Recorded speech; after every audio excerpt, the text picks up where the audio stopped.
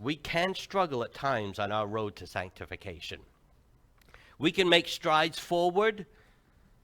We can make changes in our lifestyle, changes in our values, changes to ourselves based on our hearts. And then sometimes we struggle. And life beats us up and things happen.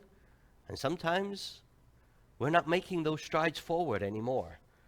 Sometimes we make strides forward and we move a long ways, and then we kind of reach a plateau.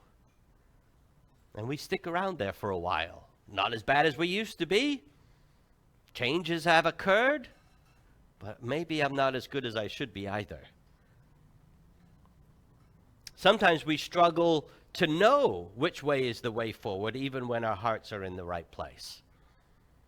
These are all things that Paul is addressing when he tells the Ephesians that they should walk worthy of their high calling.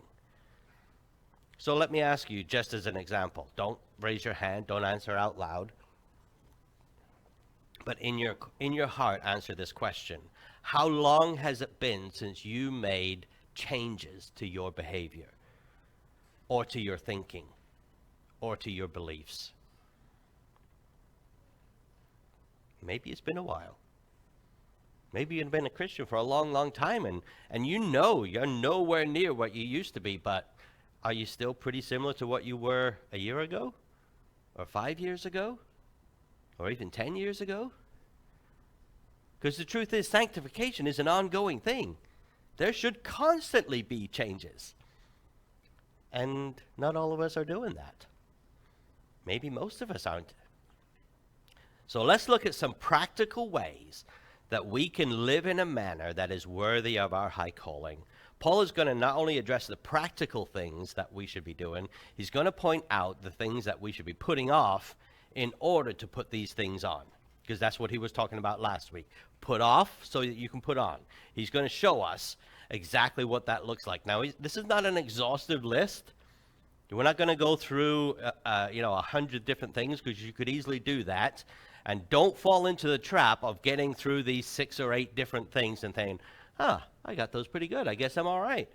This is an example. This is where we start. And these are pretty broad themes that we're going to be talking about. I have to say, both Tammy and I were pretty much smacked around a lot this week as we went through this passage.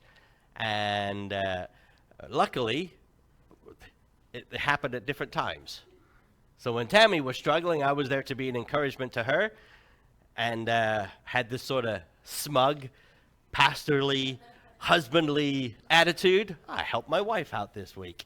And 2 days later, there was I in the exact same place. And I realized how easy it is to struggle in our sanctification, and how easy it is for us to fall into these things, and how important it is for us to constantly be bathing our minds in these words.